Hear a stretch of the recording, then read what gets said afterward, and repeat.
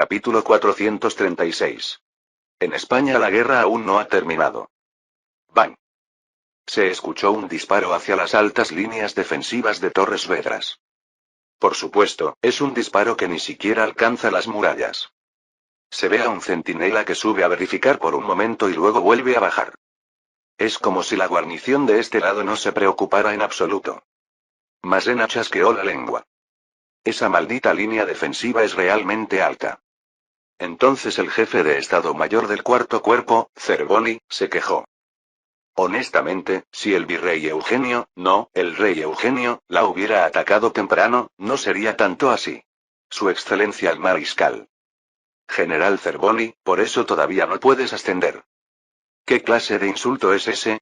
Por encima del nivel de comandante de división solo está el comandante de cuerpo. Massena se rió a carcajadas y se dio la vuelta. ¿No escuchaste que esta vez van a crear un rango de teniente general entre general y mariscal?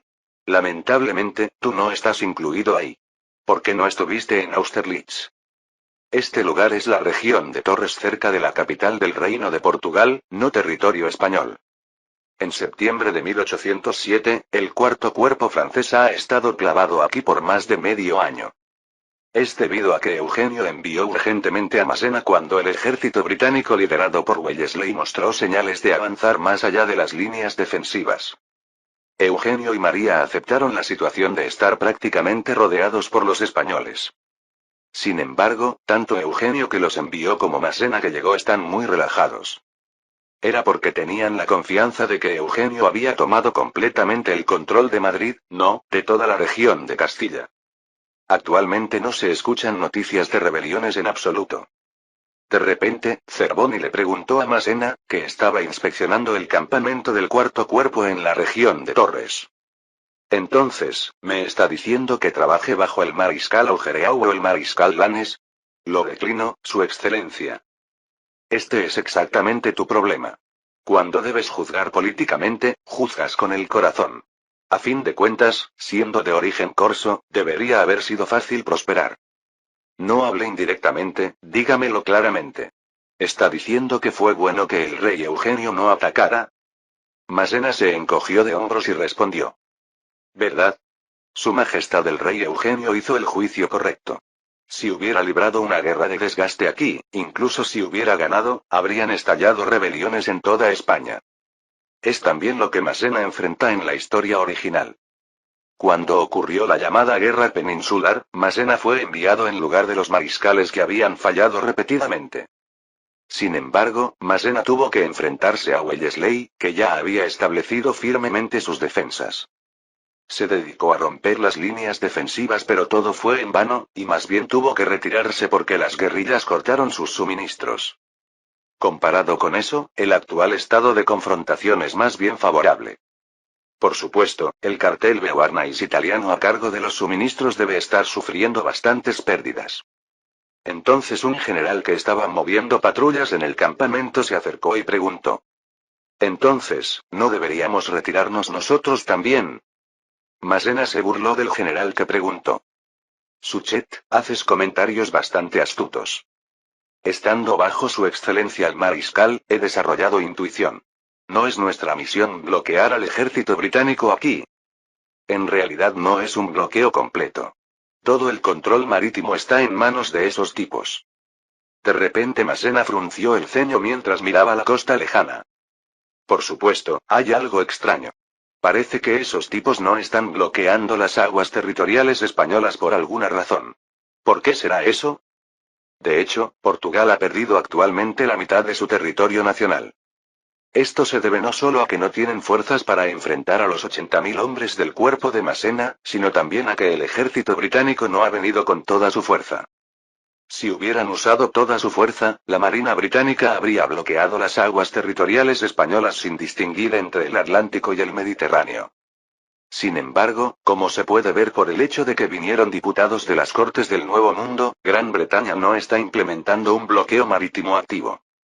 Justo cuando Massena pensaba que algo parecía haber pasado dentro de Gran Bretaña. Clip clop clop. Se vio una serie de jinetes llegando desde el norte. ¡Io! Su excelencia el mariscal Massena que se divierte frente a la fortaleza hoy también. ¿Dónde está? General.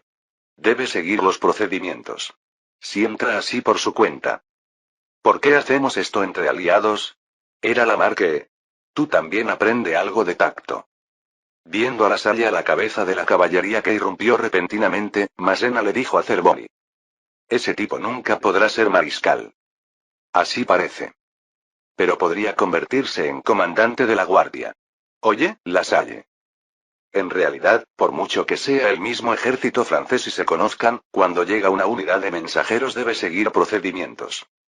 Sin embargo, Lasalle ignoró los procedimientos de notificación y atravesó el campamento. Por supuesto, Massena tampoco era una persona que se preocupara mucho por las formalidades como Lasalle, así que en lugar de reprenderlo, preguntó primero por el asunto. ¿Por qué viniste haciendo tanto ruido? Lasalle saltó de su caballo y sonrió. Es una solicitud de Su Majestad el Rey, es decir, Su Majestad Eugenio.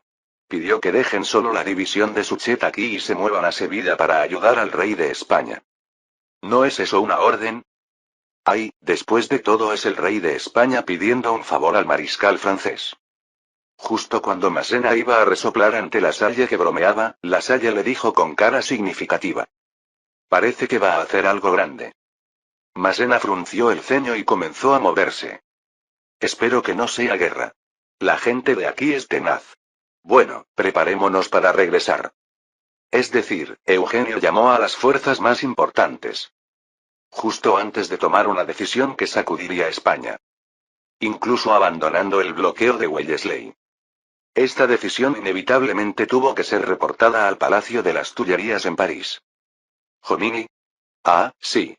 Era el suizo que es jefe de Estado Mayor de Eugenio. ¿Qué pasa?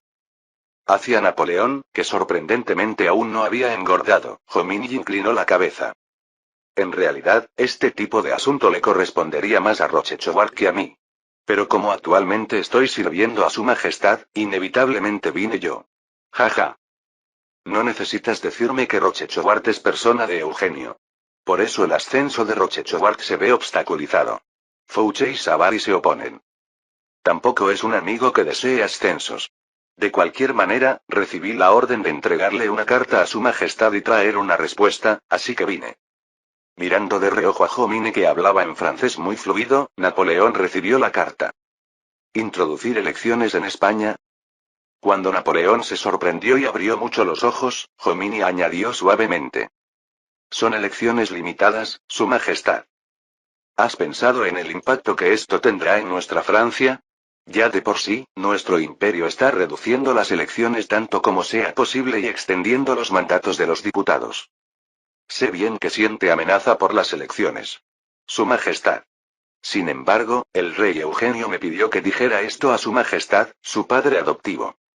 Napoleón es muy sensible a la opinión pública. Además, Napoleón sabe que las elecciones pueden amenazar el poder monárquico.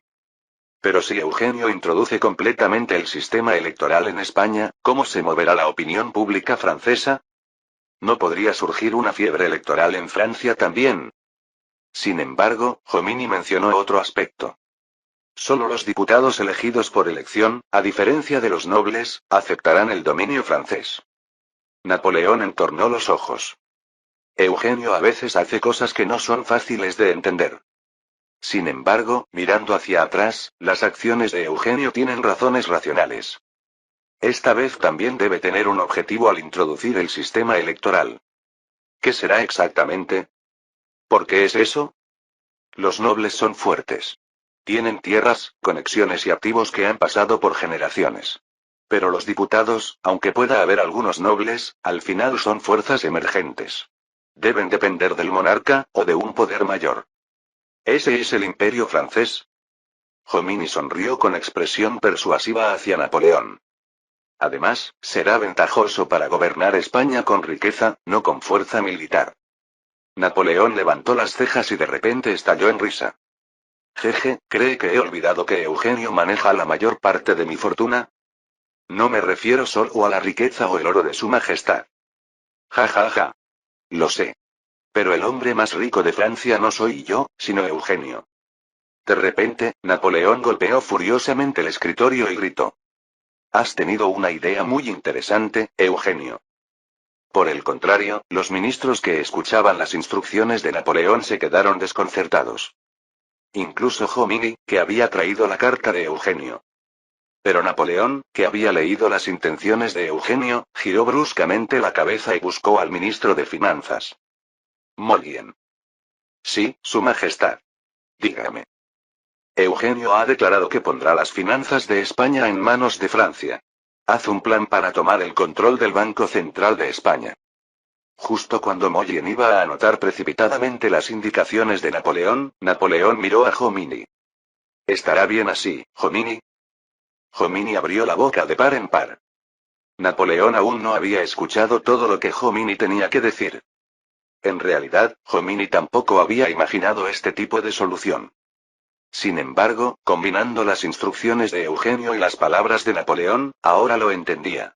Desde el principio, Eugenio le estaba hablando a Napoleón sobre dominio financiero. Realmente, la genialidad de Su Majestad no puede ser igualada por nadie. Así se lo transmitiré. Su Majestad. Todos los que estaban allí se estremecieron. Por la escala de la estrategia política del padre e hijo Bonaparte que dominan Francia en esta época. Por supuesto, en realidad Eugenio no pensó en este método solo para Napoleón. ¿El Banco Central de España está al borde de la bancarrota? Jacques, ¿es eso cierto? Hipólite, el asesor principal del rey que aún permanece en el palacio secundario de Sevilla, preguntó urgentemente. El niño parado frente a Hipólite es Jacques, es decir, el hijo menor de la familia Rothschild. Anteriormente fue enviado a Eugenio como rehén y paje, pero en realidad su trabajo es casi como el de un secretario. Jacques, que había inspeccionado los libros del Banco Central de la Corona Española por instrucciones de Hipólite, asintió. Sí, señor asesor principal. Según los libros que vi, sin fondos adicionales en un mes, la bancarrota es segura. Dios mío, por eso Eugenio dijo que pediría ayuda a Francia. Pero, ¿por qué dijo que también beneficiaría a los nobles? Realmente no entiendo ese punto. Entonces se escuchó una voz clara desde fuera de la oficina del palacio. Porque los grandes nobles que invirtieron en el Banco de España también irían a la bancarrota.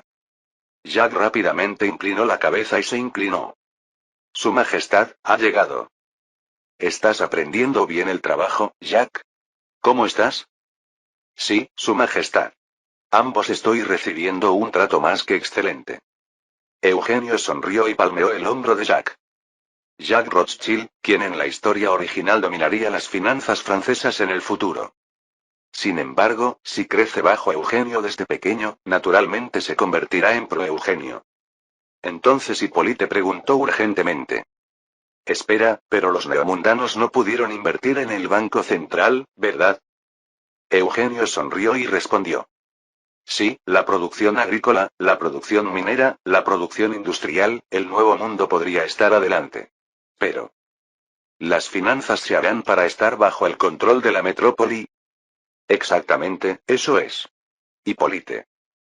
De repente Eugenio miró los libros contables con contabilidad por partida doble. El Banco de España, un banco creado por la corona española a finales del siglo XVIII. Sin embargo, ya estaba al borde de la bancarrota debido a la gestión derrochadora y las guerras repetidas. Originalmente en la historia original, después de que terminó el dominio de Napoleón, apenas se salvó con una inversión especial de la corona. Pero ahora, se invertirá capital francés y se realizará un sistema de dominio financiero indirecto. El voto da libertad, el monarca responsabilidad, y el capital domina. Este es el nuevo sistema de dominio de España. Esa es la solución con la que Eugenio, como monarca de España, convenció al emperador de Francia. Además, incluso a los nobles de España y a los influyentes del Nuevo Mundo. Sin embargo, como Napoleón percibió, hay un punto ciego aquí. Precisamente, que el financiero número uno de Francia es sin duda Eugenio. En septiembre de 1807, el sistema de dominio de Eugenio a través de las finanzas dio su primer paso. Capítulo 437. Veracruz, el primer puerto de Nueva España, está bulliendo ahora. Elecciones. En realidad, la capital de Nueva España o México es sin duda Ciudad de México. Sin embargo, a principios del siglo XIX, cuando la conexión entre la metrópoli y las colonias es importante, es inevitable que se desarrollen los puertos que dan al Atlántico. Por eso, Veracruz, puerto del lado Atlántico, es el más poblado, el más próspero y el que cambia más rápido.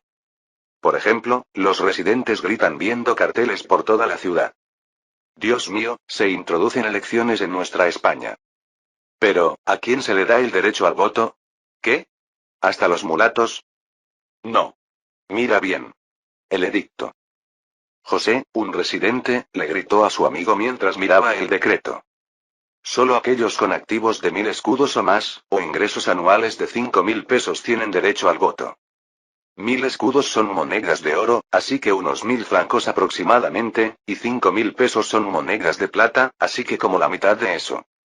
Es decir, solo aquellos con ingresos anuales de al menos 500 francos o más tendrán derecho al voto. Es como usar el método de restringir a los votantes por derechos de propiedad en los inicios de la Revolución Francesa. Sin embargo, los ciudadanos que obtuvieron derecho al voto por primera vez en sus vidas mostraban más bien alivio.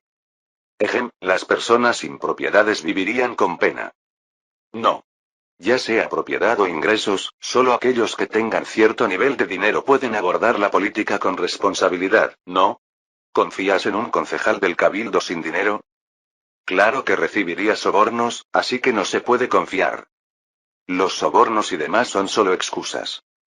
Lo que realmente preocupaba a los residentes era que las personas de color obtuvieran derecho al voto. Los españoles del Nuevo Mundo también saben que después de la Revolución Francesa se abolió la esclavitud. Aunque la abolición de la esclavitud aún no se ha introducido, saben que la misma ola llegará a España en cualquier momento. Entonces, ¿no se les daría naturalmente derecho al voto también a las personas de color? Podrían tener que ver cómo los mestizos se convierten en la clase dominante. Pero al restringir el derecho al voto por derechos de propiedad, tal cosa no ocurriría fácilmente. De repente, un oficial que observaba desde un café habló. ¿No es sorprendente? Padre Hidalgo.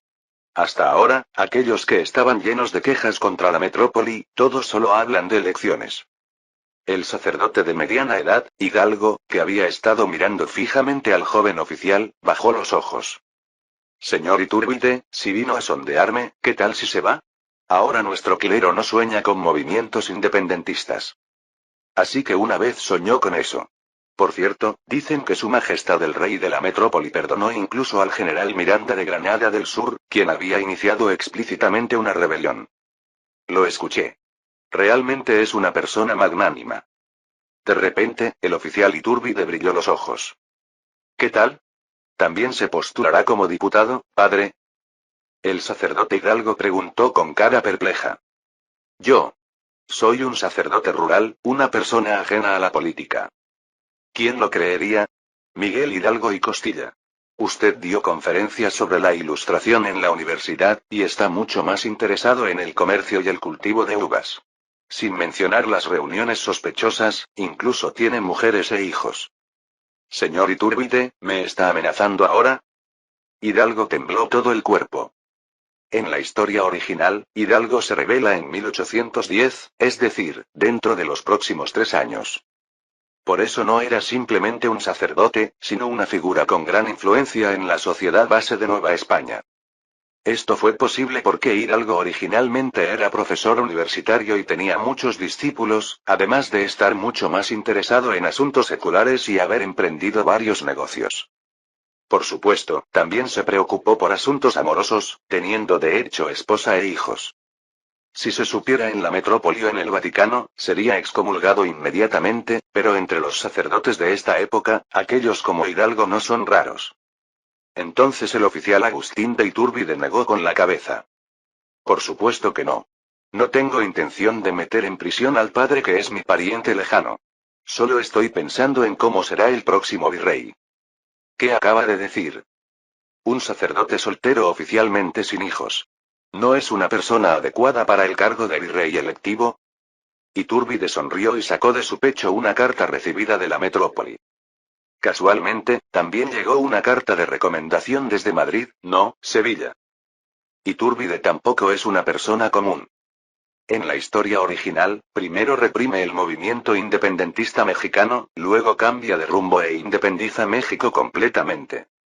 Además, establece el primer imperio mexicano y se convierte en el primer emperador. Sin embargo, también enfrenta la primera revolución mexicana en solo 10 meses, es depuesto, expulsado y muere. Mirando a Iturbide, que aún es solo un joven oficial leal a la corona, Hidalgo preguntó. ¿Es la voluntad del virrey actual? ¿O del almirante Cisneros de Cuba? No, probablemente sea la voluntad de su majestad Eugenio. Aunque podría ser la voluntad de su majestad María, no lo creo. ¿Cómo me conoce? Iturbide se encogió de hombros. Él sigue siendo virrey de Nueva Francia. Probablemente obtuvo información cuando era gobernador general de Nueva Francia, ¿no? Hidalgo suspiró y miró hacia afuera. Es temible, el nuevo rey. Abajo del café del tercer piso, se ven ciudadanos de Veracruz gritando enérgicamente. Un voto para José. Ahora ha llegado una nueva era. Si solo tienes dinero, nosotros los mestizos también podemos ir al Parlamento. No, solo necesitas tener dinero. Una vez que los ciudadanos comienzan a agitarse, no se detienen. Se mueven hacia el objetivo de más derechos, más libertad, más propiedad. ¿Acaso el rey de la metrópoli conoce incluso esta situación? Hidalgo murmuró mientras miraba a los ciudadanos con ojos temblorosos. ¿Realmente, cómo planea controlar ese mundo? Por supuesto, el concepto de dominio financiero es algo que los neomundanos aún no pueden imaginar. A principios de diciembre de 1807, aunque es invierno, el puerto de Sevilla sigue bulliendo. Tigri. Numerosas personas estaban bajando del barco que había llegado atravesando el mar agitado. Eran precisamente los diputados de las Cortes venidos del Nuevo Mundo. Especialmente el barco que entró esta vez era importante, tanto que habían salido guardias a recibirlo.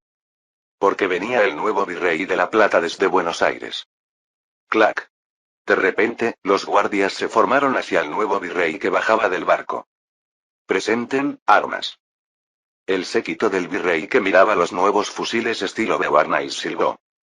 Vaya, escuché que esto estaba arruinado, pero sigue próspero, ¿eh? Los guardias también parecen muy bien entrenados. Mirando a su séquito, Juan Antonio de Arenales, el virrey San Martín respondió. En realidad estaba arruinado. Que ahora esté súbitamente activo se debe a 3 razones. La primera es gracias al cartel Beauharnais, la segunda es que Inglaterra detuvo la guerra. La tercera es, naturalmente, por nuestras cortes del Nuevo Mundo. Oh, ahora que lo pienso, ¿no estábamos todavía en guerra con Inglaterra?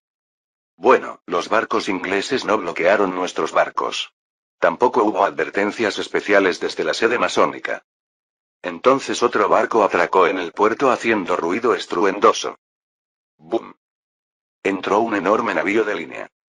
Esta vez se ve que corren soldados que parecen ser el doble de los guardias que habían salido a recibir al virrey. ¿Qué huésped tan importante será para poner tanto empeño en el protocolo? Justo cuando San Martín también estaba a punto de mirar por curiosidad. ¡Wow! Es un barco inglés. El asistente, Arenales, quien en la historia original libraría la guerra de independencia junto con San Martín, gritó sorprendido. Pero San Martín tampoco pudo reprender a Arenales. Porque estaba demasiado sorprendido y tenía la boca abierta. De repente, hacia el hombre que bajó del navío de línea, se acercó un hombre de vestimenta solemne. Bienvenido. Embajador Wellesley. Es el primer ministro Álava. Felicitaciones por su nombramiento. Bueno. Si esto es realmente un buen puesto. En realidad no es exagerado decir que soy primer ministro de Castilla. Estrechando la mano del primer ministro español Álava, el embajador británico Richard Wellesley sonrió. Visto así, ¿soy yo un enviado embajador del Reino de Inglaterra? Jaja. Se adaptará con el tiempo. A un país gobernado por el Parlamento. Es decir, Richard Wellesley, quien originalmente había causado un golpe de Estado en España, había venido a Sevilla. Esto significa 2 cosas.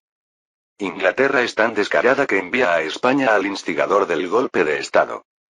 Pero por el contrario, España, o Eugenio, tiene la intención de establecer relaciones diplomáticas formales con Inglaterra al punto de recibir a tal embajador. Arenales miró a San Martín con cara sorprendida. Si Inglaterra y España hacen la paz, ¿qué pasará con Francia? Virrey San Martín. Que el nuevo rey Eugenio es hijo adoptivo de Napoleón lo saben no solo los europeos sino también los americanos.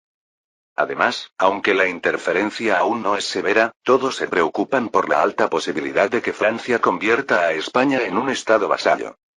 Pero, en una situación donde Francia e Inglaterra aún están en una especie de guerra fría, ¿España establece relaciones diplomáticas con Inglaterra?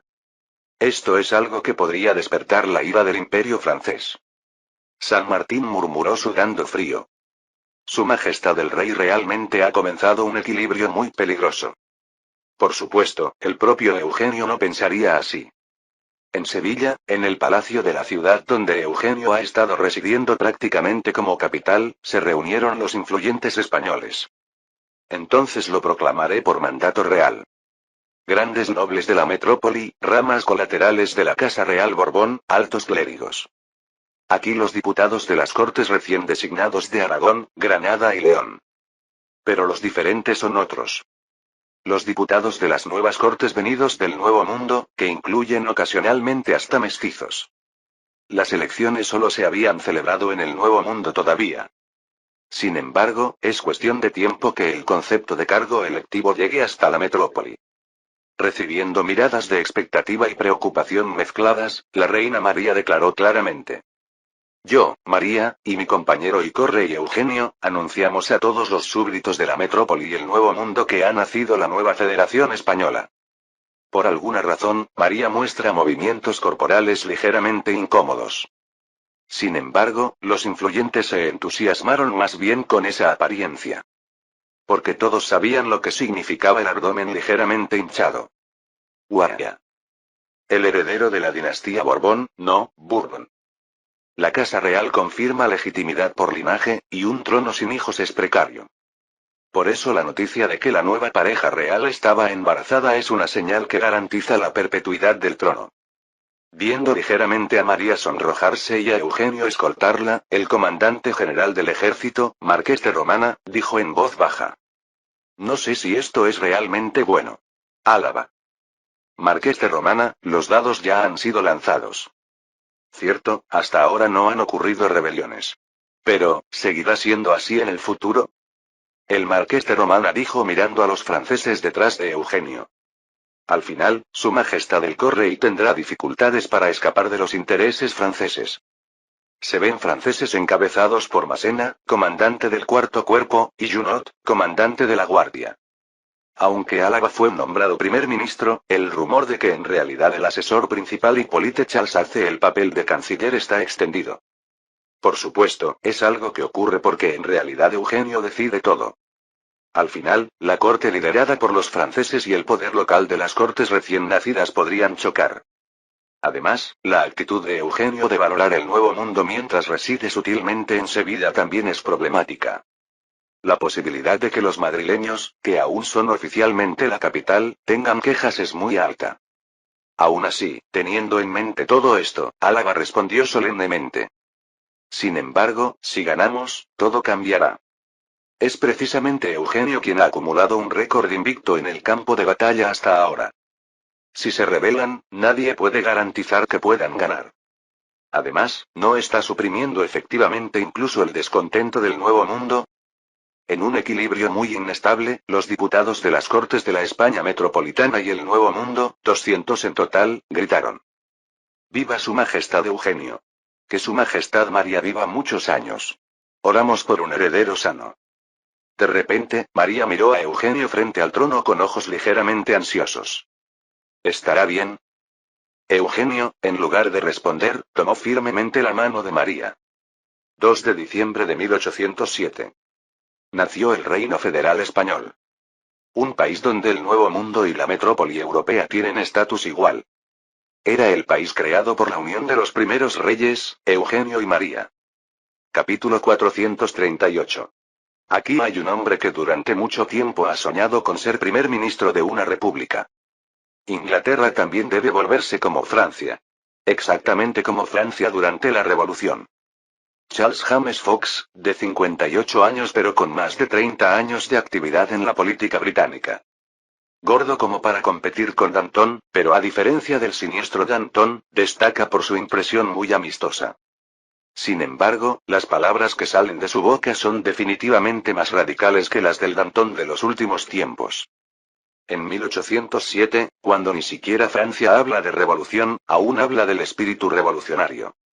Al hombre que habla de república en Inglaterra, que es claramente un reino, Fox, el duque que había estado bebiendo té importado de China, asintió. Tiene razón, señor Fox. Oh, su excelencia el duque de Portland. Es raro que esté de acuerdo conmigo. Estoy harto de un país gobernado por un rey. Especialmente si es un rey loco. De repente William Cavendish, tercer duque de Portland y ex primer ministro, golpeó el escritorio. ¿Hasta cuándo tenemos que ver primeros ministros designados por un rey loco? ¿Lo sabe? Pitt se retiró tomando responsabilidad por Austerlitz, pero el siguiente primer ministro fue Grenville. Después de Addington, otra vez. Se convirtió en amigo de Pitt. Exacto. Una era dominada por los amigos de Pitt, no por Tories ni Whigs. El duque de Portland tembló todo el cuerpo. Esto no es ni monarquía ni política parlamentaria. Es solo dictadura de Pitt. Austerlitz, la batalla que decidió la hegemonía del continente europeo. Pitt finalmente cayó después de que terminó la batalla. Pero aunque cayó, el primer ministro sucesor fue determinado según la voluntad de Pitt. El problema se originó aquí. En realidad, el duque de Portland también fue una vez uno de los friends de Pitt. Porque el duque de Portland fue ministro del Interior durante el primer gabinete de Pitt. Sin embargo, fue marginado en el segundo gabinete, y esta vez, aunque aspiraba a ser primer ministro, Pitt lo ignoró. Por eso llamó a Fox, quien había sido durante mucho tiempo opositor de Pitt, para quejarse. El problema es que Pitt, junto con la facción independentista del partido Whig, ha reunido a todos los miembros del antiguo partido Tory. Señor Fox. Son mayoría. Mayoría en el Parlamento y mayoría en las elecciones. ¿Cuántas veces han perdido en la guerra? No han ganado nada, pero ganan en las elecciones. Todo esto es por la colusión bipartidista. El duque de Portland se puso rojo de ira. Contrario a las interpretaciones erróneas de las generaciones posteriores en la historia original, esta época es en realidad dominada por el partido Whig. El llamado partido Tory originalmente era una facción que apoyaba a Jacobo II, pero fue prácticamente disuelto después de la Revolución Gloriosa. Sin embargo, ocurrió una división en el partido Whig, naciendo la facción independentista que Pitt lideró. Pitt combinó la rama Whig con la antigua facción Tory para crear una nueva fuerza. La fuerza que se llamaría Partido Conservador es el nuevo partido Tory que se originó aquí. El nombre Tory en sí solo se generalizaría después de la muerte de Pitt en la historia original, pero incluso en esta época era un nombre bastante mencionado en los círculos políticos. Fox, que seguía siendo como el líder del partido Whig pero en la oposición debido a las facciones, sonrió maliciosamente. Pero quien decide al primer ministro no es realmente la Cámara de los Comunes. El duque de Portland ladeó la cabeza. ¿Eh?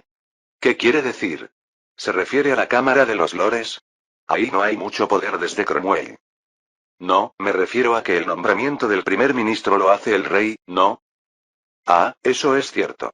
Pero básicamente desde la generación anterior es normal nombrar al líder del partido mayoritario, ¿no? Que Pitt se convirtiera en primer ministro, y que después pusiera títeres, es por eso. Los ojos gorditos de Fox brillaron. Entonces, si el rey realmente enloqueciera y se estableciera una regencia, ¿quién nombraría? Que el rey Jorge III a menudo no está en sus cabales no es mentira. Esto se debe a una enfermedad hormonal cuya causa no se puede saber en el siglo XIX, y solo empeora día a día. Pero por mucho que el primer ministro realmente dirija la administración nacional, Inglaterra es claramente una monarquía. Si el rey enloquece, su sucesor debe convertirse en regente. ¿El príncipe Jorge? Correcto. Pero ¿cómo diablos nos aliaremos con el príncipe? El príncipe no tiene interés en la política, está loco por el juego, las mujeres y el alcohol. Cuando el duque de Portland mostró una reacción escéptica, Fox negó con la cabeza. No, el príncipe solo odia no tener poder. Además, lo olvidó. Mi esposa Elizabeth una vez fue amante del príncipe. Que diga con orgullo que su esposa fue amante del príncipe es evidencia de que Fox no es una persona común. Por supuesto, las amantes del príncipe no son solo una o dos. El duque de Portland, que no sabía qué decir por un momento y rogaba los ojos, puso la taza de té. Está bien. Ahora es una oportunidad mejor que cuando Pitt era primer ministro. Con esto, el ex primer ministro y ministro del Interior del gabinete Pitt, el duque de Portland, se alió con Fox.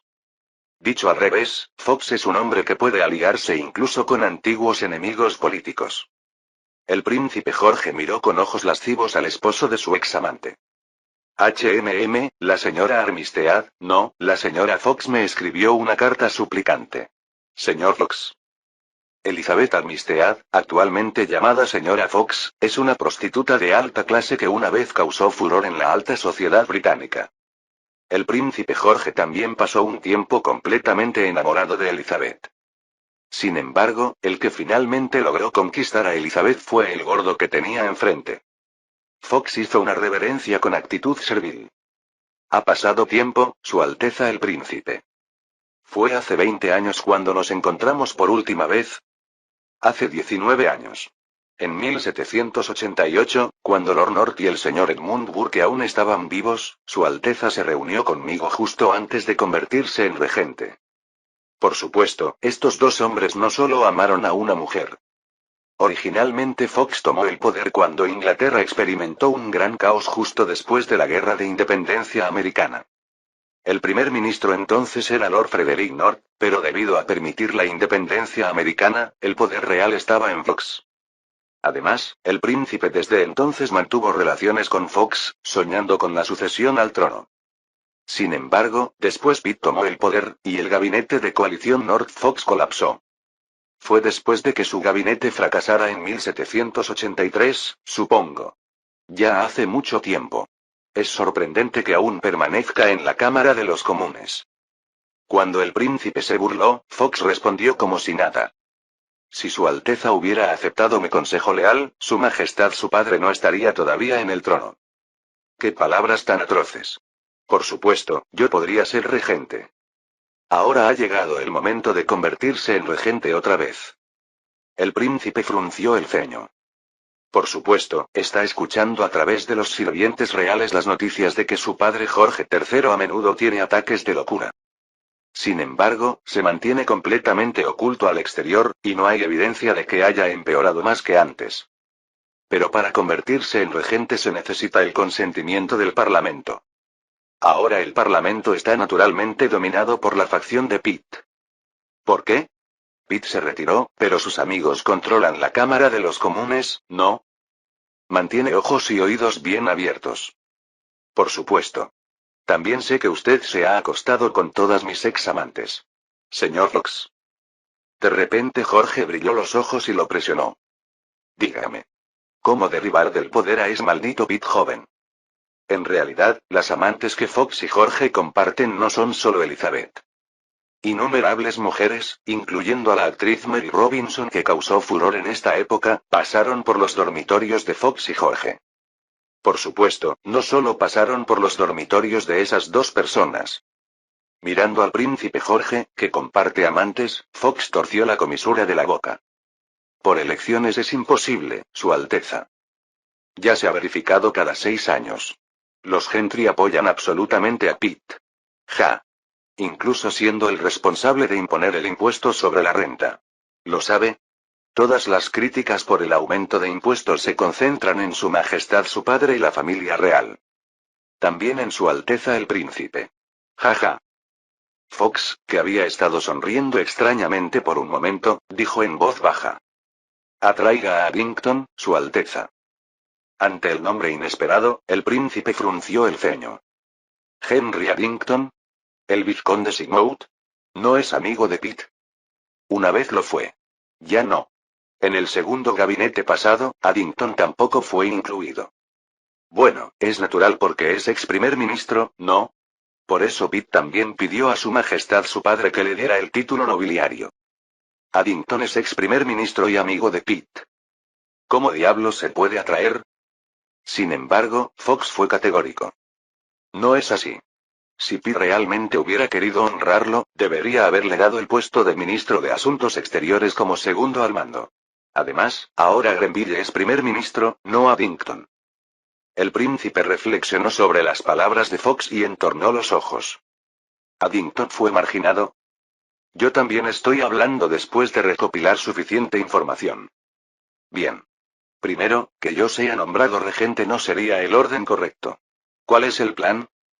Aunque sea un príncipe que pasa el tiempo con aficiones lascivas, conoce bien el orden político. Para obtener la regencia, es esencial controlar el parlamento. Fox se acercó al príncipe y le dijo: derribamos a Grenville y rompemos la coalición Tory. Luego, con una resolución de todo el Parlamento, exponemos la enfermedad mental de Su Majestad el Rey y ponemos a Su Alteza el Príncipe como regente. El príncipe que escuchaba el plan de Fox asintió. Si eso sucede, el primer ministro del regente Jorge será usted. Fox. Fox inclinó la cabeza nuevamente con cara satisfecha bajo el patrocinio del príncipe. Es un honor, Su Alteza. Un hombre que puede conspirar incluso con el ex amante de su esposa si puede tomar el poder otra vez. Ese es el tipo de persona que es Fox. El Parlamento de Westminster en Inglaterra fue envuelto en una tormenta. Entonces, por resolución de la mayoría parlamentaria, resolvemos la destitución del primer ministro Grenville. Mientras el presidente de la Cámara de los Comunes, Addington, gritaba en voz alta, el primer ministro Grenville se levantó de un salto. Esto es traición. Addington. No solo Grenville, sino todos los diputados de la facción Pitt y los ministros del gabinete estaban mirando fijamente a Addington. Los amigos de Pitt, que aunque no le dieron el puesto de ministro de Asuntos Exteriores, no dudaban que Addington era de la misma facción política. Sin embargo, Addington traicionó a sus antiguos camaradas ante el poder. De repente, los diputados del partido Whig rodearon a Addington. El líder del partido Whig, Fox, se acercó y extendió la mano. Felicitaciones por convertirse en el nuevo primer ministro. Vizconde Sigmund. Gracias, señor Fox. ¿Hay algún puesto que desee? El Ministerio de Asuntos Exteriores sería bueno. También tengo experiencia previa. Fox le dijo a Addington con ojos brillantes. Tengo la intención de crear una diplomacia pacífica con Francia. Vizconde. Addington puso cara de dificultad. Pero sin el apoyo de Fox, dada la estructura actual de la Cámara de los Comunes, no podría mantener el puesto de primer ministro ni un solo momento. Finalmente Addington levantó ambas manos y respondió. Haga como guste.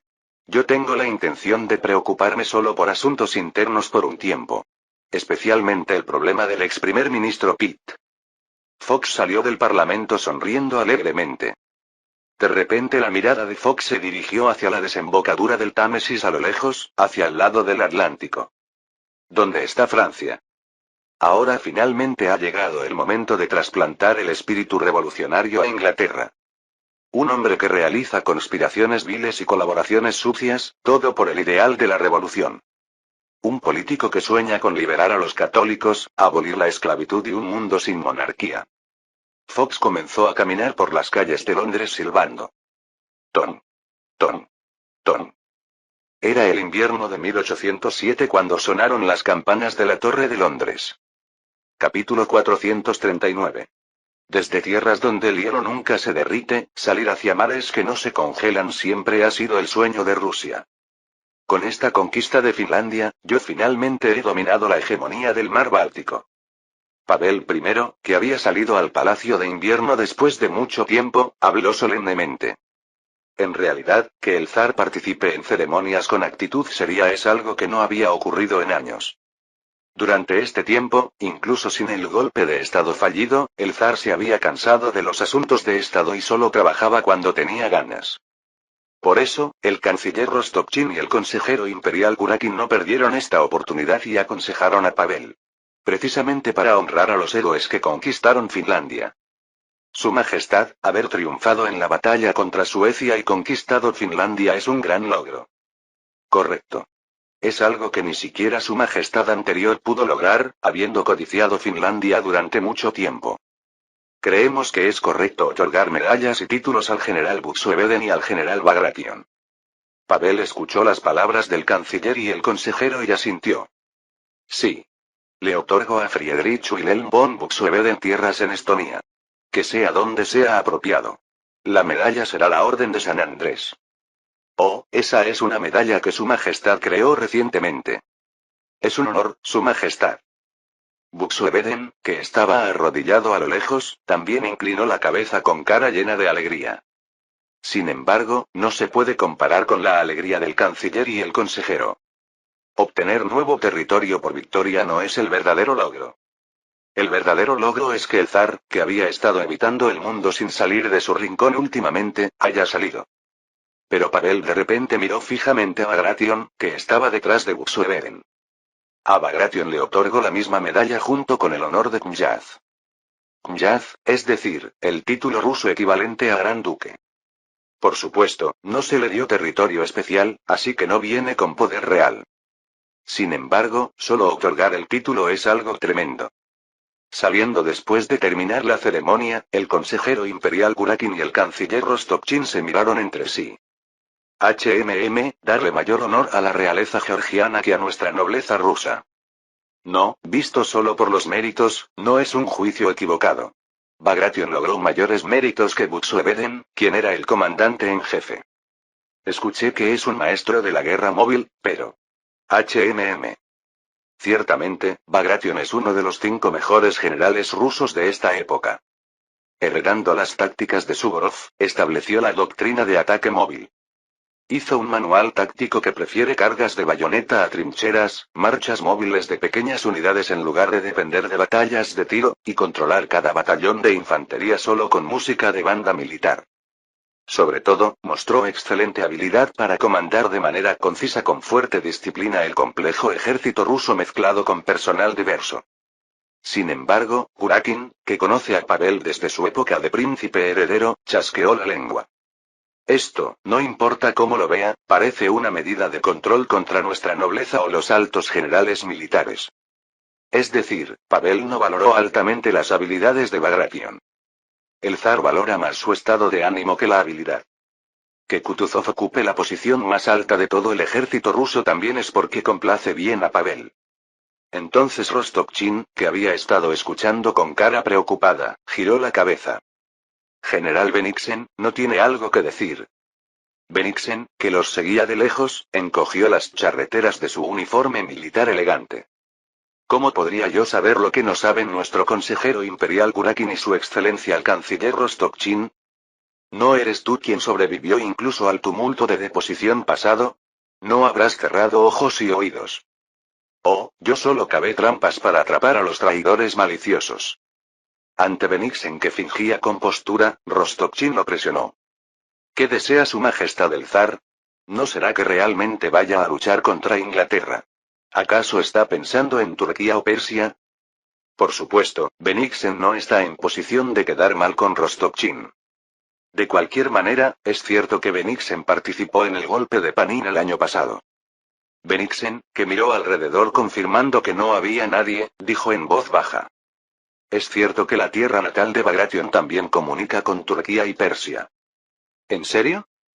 Pero hay una región separada que su majestad ha estado observando continuamente últimamente.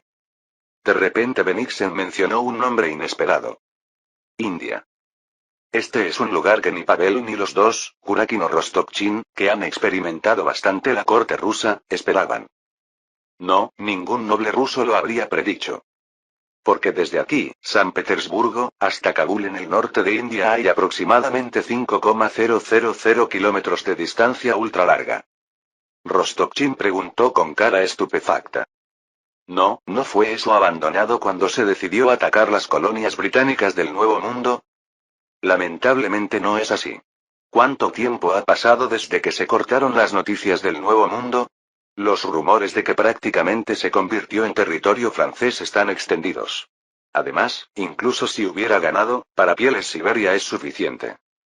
Las pieles del Nuevo Mundo también rivalizan con Siberia, vaya. ¿Cómo diablos se va a atacar India? A primera vista, en una época donde la minería no está desarrollada, Canadá parece una tierra sin valor. Sin embargo, incluso en esta época Canadá tiene suficiente valor económico. Precisamente por las pieles de castor. El comercio de pieles era una fuente tradicional de divisas de Rusia, y en una época donde no se desarrolló industria especial, es un pilar que sostiene la economía rusa. Así que el ataque a Canadá ciertamente tiene significado. pero está demasiado lejos para estimular el interés de Pavel por mucho tiempo, y una vez que se lucha contra Inglaterra, todas las noticias se han cortado. Por eso ahora Pavel ha comenzado a interesarse en otro lugar. Bennigsen se relamió y dijo: conquistar Persia y luego atacar el norte de India. Su Majestad ya está decidido. Kurakin suspiró a Rostopchín. Me vuelvo loco. Más bien, luchar contra Francia sería mucho más fácil. Rostopchín se entristeció y murmuró: ¿cómo podría ser así? Su Majestad está tan enamorado de los franceses. TSK. Por supuesto, nadie en este lugar sabe si llegará el día en que estas palabras se conviertan en profecía. En el rincón del Palacio de Invierno, en la zona residencial del príncipe heredero, se escuchó un grito vigoroso. Ha llegado la oportunidad que mencionó el vizconde Castlereagh. El príncipe heredero Alexander, que había estado esperando que regresara el emperador que volvía después de mucho tiempo, parpadeó. ¿Qué quieres decir, Stroganov? Oportunidad. ¿Acaso, India? Correcto. Su Majestad grita día y noche sobre el mar. Está concentrando todas las fuerzas en construir una flota para avanzar al mar Báltico. Entonces, ¿qué historia de India es esta? Tener un puerto en un mar que no se congela es el sueño de los zares rusos de todas las generaciones. Pero el camino hacia el Mar Negro, Constantinopla, se ha convertido en una situación bloqueada por las tropas francesas estacionadas. Por eso avanzar al Mar Báltico, y además al Mar del Norte, es una de las políticas de Pavel. Pero el amigo del príncipe heredero, Stroganov, negó con la cabeza y gritó: eso es leer mal la verdadera intención de Su Majestad. Su Majestad no quiere el mar, sino el continente. India, donde se dice que abundan oro y alimentos, donde incluso las piedras preciosas salen de la tierra. Ciertamente India es una tierra próspera. El poder fundamental que permitió a Inglaterra dominar la hegemonía en el siglo XIX en la historia original también se origina en el dominio de India. Incluso en el presente de 1807, cuando Francia tiene una superioridad firme sobre Inglaterra en Europa, Inglaterra aún se mantiene principalmente centrada en los intereses de India. Sin embargo, la próspera India está demasiado lejos de Rusia. Alexander preguntó con cara incrédula. Si solo se pudiera ocupar, ¿quién no lo querría? Pero, eso se puede hacer a voluntad. Por eso es una oportunidad. Porque es algo que no se puede hacer. No, no solo ese tipo Castlereagh, sino porque tú también. Alexander frunció el ceño y miró el globo terráqueo. Por mucho que Su Majestad mi padre sea impaciente, no promovería algo imposible. En un lado del globo se ven Rusia e India. Por supuesto, desde la frontera rusa parece una tierra a la que se podría llegar. Sin embargo, desde San Petersburgo, la región capital de Rusia, está demasiado lejos. Pero otro asistente de Alexander, el calmado Novosibtsev, abrió la boca. Usando Francia, podría ser posible. Su Majestad. ¿Qué quieres decir, Francia? Originalmente tanto el emperador del Imperio francés como su hijo adoptivo Eugenio, que se convirtió en el actual rey de España, han propuesto el ataque a India. Novosibtsev señaló la región del Mediterráneo y dijo: además, el Imperio Otomano está actualmente bajo control efectivo de Francia. Egipto es completamente territorio bajo dominio francés, y Siria es un protectorado. Si Francia coopera, atacar India no es solo un sueño. Visto así, todo el Mediterráneo oriental es territorio francés. El país que divide entre Rusia e India al final es solo Persia. Si se conquista Persia, si Francia ayuda en este proceso, ¿no sería realmente posible atacar India? Escuchando la gran estrategia que Napoleón había concebido en la historia original, Alexander sacó la lengua. Novosibtsev, escuchando tus palabras, incluso yo estoy a punto de ser completamente conquistado. Es solo hablar. En realidad es difícil. Incluso si Francia ayuda con toda su fuerza. Pero a Su Majestad le sonará diferente. Novosibtsev se burló fríamente. Se sumergirá tanto como para permitir autoridad militar al príncipe heredero. La conspiración que Castlereagh había propuesto tenía como núcleo que Alexander tomara control militar. Aunque Inglaterra había cambiado de gobierno, las noticias aún tardarían en llegar a Rusia. Sin saber que aquellos que prometieron apoyo ya habían caído, Alexander se levantó de su asiento. Bien. Lo propondré. Incluso si no puedo comandar directamente, ciertamente habrá descontento en el ejército. Si sigue así, de todos modos seré depuesto. La conspiración de avance hacia India había comenzado. Naturalmente, para un canciller sensato es una historia increíble. Dios mío, Su Alteza el Príncipe Heredero. ¡Qué disparate! No, ¿qué palabras son esas? Aunque Rostopchín gritó a todo pulmón, Alexander ignoró al canciller y habló hacia el zar. Su Majestad mi padre, ahora los astutos isleños ingleses se están burlando de nuestra Rusia. Sin embargo, los almirantes de la Marina son débiles y no pueden cruzar ni siquiera el Mar del Norte. Su Alteza. Aún así, hay una manera para que nuestro imperio ruso castigue a Inglaterra. Alexander señaló vigorosamente el globo terráqueo y gritó. Nuestra alianza. Pidiendo prestado el poder del imperio francés, atacar India juntos. Era natural que los franceses que estaban allí, Danton y Joubert, pusieran caras incrédulas. En realidad, incluso la idea de invasión de India de Napoleón no se realizó. Pero que Rusia ataque India cruzando Persia es megalomanía excesiva. Danton, después de intercambiar miradas con Joubert, tosió y se adelantó. No, eso es algo que primero necesita discusión. Correcto. Su Majestad. Danton confundido abrió mucho los ojos, pero Pavel no ocultó su actitud emocionada. Danton, ahora es el momento de mostrar la amistad entre tú, el emperador Napoleón y el rey Eugenio. Yo dirigiré personalmente la campaña. Esta vez Alexander hizo un sonido estupefacto. ¿Perdón? Esto está fuera del rango previsto. Campaña personal del zar, y además ir a India. ¿Con qué pensamiento surgió esta idea? Pavel gritó con cara acalorada. Así Francia también me ayudará. Vamos, a India. A castigar a Inglaterra.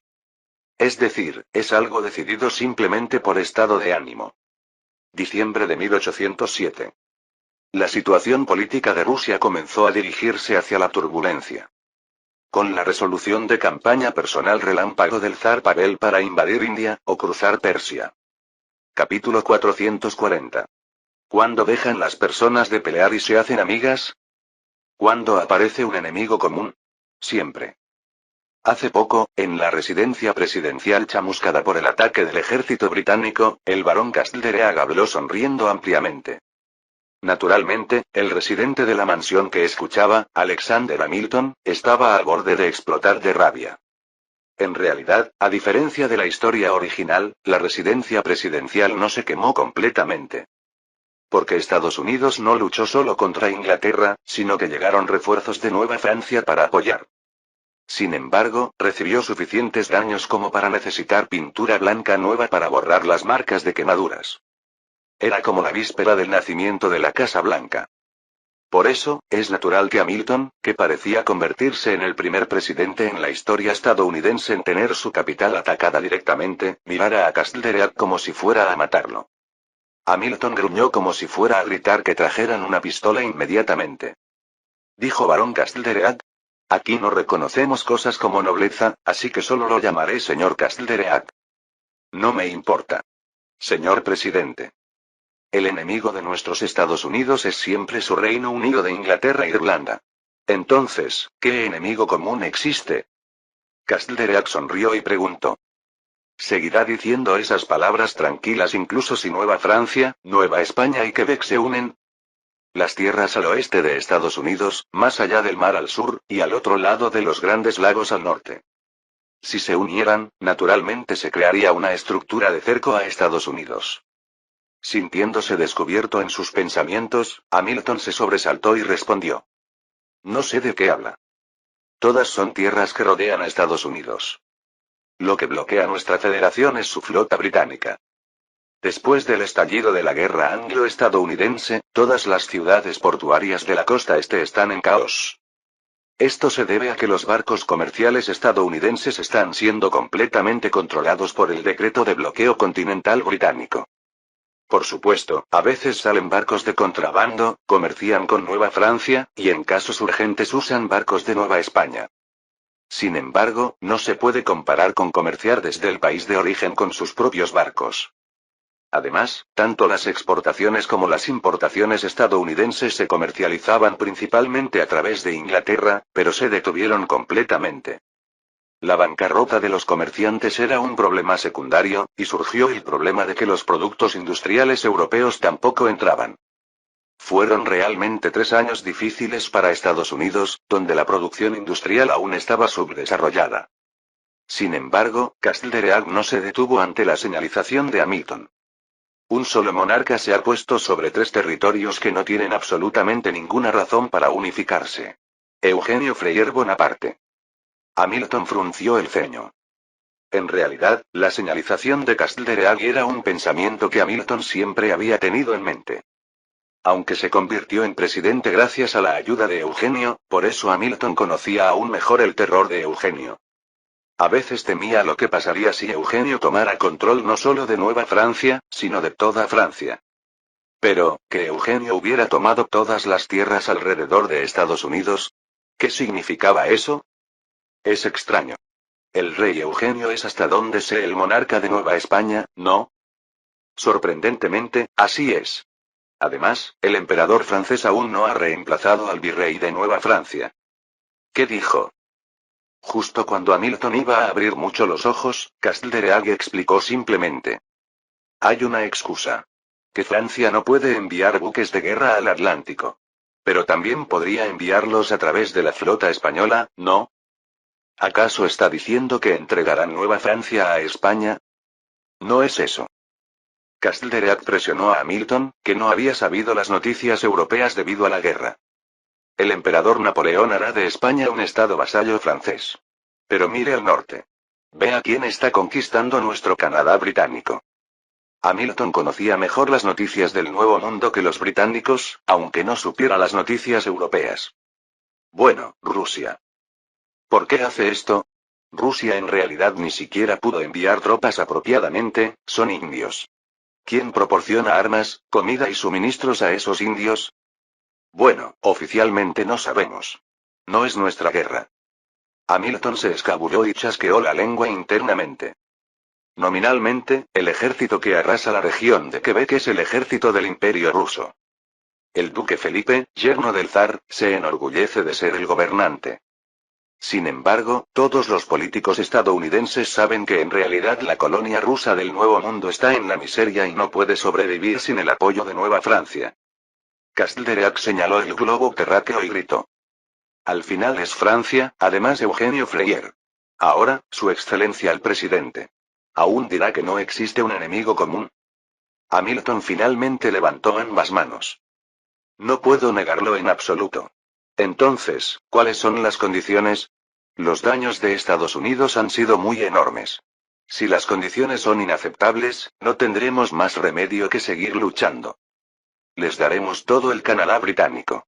Excepto las islas. ¿Qué dice? Esta vez Castlereagh habló con una sonrisa amarga. Son órdenes de Su Excelencia el primer ministro Fox, no, el primer ministro Addington. Inglaterra se retira de todos los territorios del Nuevo Mundo excepto las islas. En cambio, mantiene las bases navales incluyendo la isla de Halifax. ¿Qué le parece? Por supuesto, Inglaterra también tiene sus razones. La guerra anglo-estadounidense aún no tiene un ganador claro. Por ejemplo, como la guerra peninsular de Napoleón en la historia original, está sumiendo a Inglaterra en un pantano. Además, el nuevo primer ministro Addington es famoso por ser pasivo en la guerra, y Fox es naturalmente pro-francés. En cambio, para evitar la reacción de la Marina, dejaron las bases insulares. Sin embargo, incluso el Canadá británico actualmente tiene la mitad entregada a Rusia. Hamilton, que recordó la situación de guerra por un momento, preguntó. ¿Quebec? Eso tendrán que resolverlo ustedes. Ja. ¿Que luchemos contra Francia si es necesario? Eso es problemático. Hamilton resopló y luego agitó la mano dando una orden de expulsión. Bueno, lo pensaré. Yo también tengo asistentes. Sin embargo, por alguna razón era una actitud diferente a cuando se enojó al entrar por primera vez. En el centro del Nuevo Mundo, no toda la costa este de Estados Unidos en la historia original estaba completamente controlada. Su Excelencia el Comandante en Jefe. 3 navíos de línea han entrado al puerto de Miami. Porque Miami, el puerto exterior de Florida, no es territorio estadounidense. Por supuesto, según el acuerdo no oficial entre Francia e Inglaterra, los barcos efectivamente permitidos eran solo barcos civiles. Si eran navíos de línea, deberían haber sido atacados por la flota atlántica británica. Es la razón por la que el comandante en jefe de Nueva Francia, de Sykes, que había venido a Florida para inspeccionar la defensa costera, se sorprendió. De Sykes miró a Dumas, que había corrido para reportar, y preguntó. ¿Vinieron navíos de línea, no barcos de comunicación? ¿Inglaterra los dejó pasar tranquilamente? ¿Comandante Dumas? Bueno, primero no son barcos de nacionalidad francesa. ¿Qué quiere decir? ¿Estados Unidos también fabricó navíos de línea? Dumas se secó el sudor rápidamente y gritó con cara tensa. No es eso, son barcos de nacionalidad española. El problema es que la persona a bordo es Su Alteza Imperial. Dumas estaba armado con un espíritu revolucionario francés bastante sólido. Por eso no llamaría Alteza Imperial a cualquiera. La princesa imperial rusa Alexandra no podría venir en un navío de línea, así que la princesa imperial que entraría al puerto estaba limitada. De Sykes abrió mucho los ojos horrorizado. Alteza Imperial, ¿acaso? En ese momento alguien irrumpió en la oficina del comandante de la guarnición de Miami. ¡Bang! Se ve a una mujer en vestido elegante que los guardias no se atreven a tocar. De Sykes bajó sus ojos muy abiertos. Cuando una belleza de cara muy seria se paró frente a él, De Sykes abrió la boca. Su Alteza. De Sykes, realmente ha pasado mucho tiempo. Viniendo, vi que hay muchas bellezas mestizas. ¿Acaso no vino al país por esas señoras? Eso, por supuesto que no. Nosotros también estamos en guerra, así que estamos ocupados. De repente la princesa imperial Hortense acercó su cara bajo la cara del alto de Sykes. Si no podía venir. Más bien debería haber declarado la separación, porque envió cartas día tras día. Incluso cartas que fueron capturadas por barcos ingleses. En cuanto a cartas, De Sykes también las conoce. Con barcos rápidos que atravesaban el bloqueo de la flota británica para enviar informes e instrucciones al país, envió diligentemente cartas de saludo a Hortense. No vivió muy puramente aquí, pero aún así extrañaba a Hortense.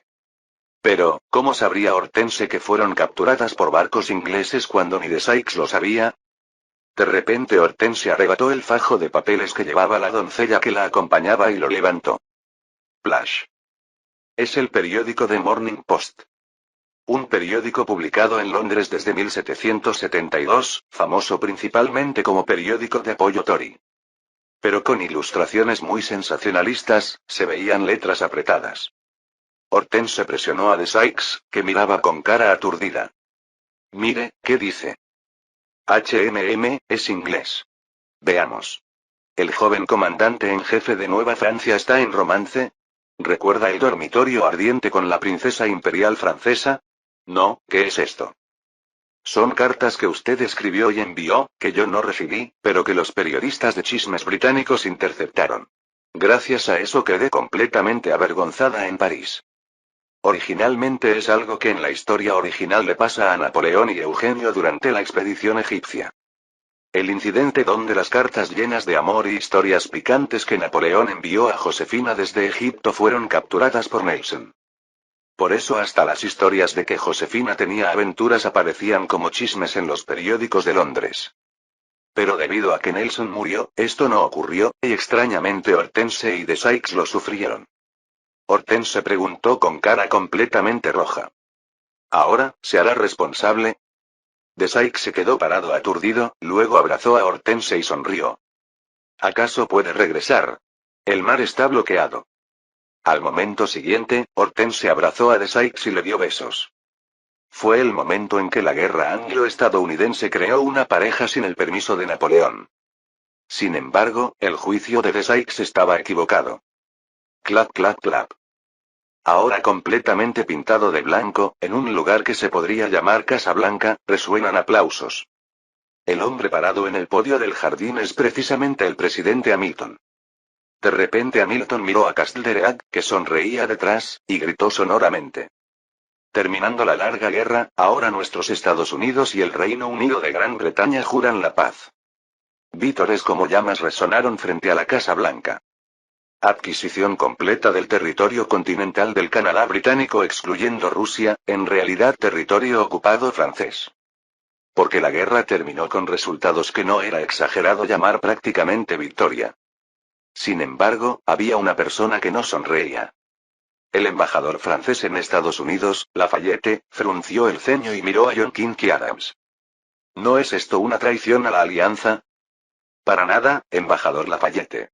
No tiene nada que ver con Francia. Es hasta donde llega un asunto de política interna estadounidense. Senador Adams. ¿Realmente podría decir lo mismo si su padre preguntara? John Quincy, hijo de John Adams, el segundo presidente, sonrió amargamente. Ya de por sí Quincy pertenecía al Partido Republicano, que era oposición al presidente federalista Hamilton. Además, como Estados Unidos prácticamente se alió de nuevo con Inglaterra, no era una historia muy agradable para John Quincy, que correspondía a la facción pro-francesa. De repente John Quincy murmuró: se ha convertido en la situación perfecta para que Aaron Burr regrese a Washington. Como oposición presidencial. Aaron Burr, que actualmente sirve como gobernador del estado de Nueva York. Por supuesto, aunque temporalmente se alió con el presidente, es difícil que políticos que se llevaban mal entre sí mantengan relaciones de unión. De nuevo, usaría este tratado de paz como pretexto para aspirar al regreso a la política central. Sin embargo, desde la perspectiva francesa, que Hamilton luche con Aaron Burr es un problema secundario. ¿Qué hará, embajador? De repente Lafayette miró al asesor especial de la embajada que le había hablado, Lucien, y respondió. Esto es un problema que debe resolver el sobrino del asesor especial. O su hermano. El sobrino de Lucien es Eugenio, y su hermano es Napoleón. Al final, Estados Unidos se alió con Inglaterra. Era como un carácter de confrontación contra que Nueva Francia se convirtiera prácticamente en una sola fuerza con España en el Nuevo Mundo. Hamilton y Castlereagh se dieron la mano firmemente. Guaya. Disfrutando del tratado de paz creado por el miedo a Eugenio. Fin del capítulo 440.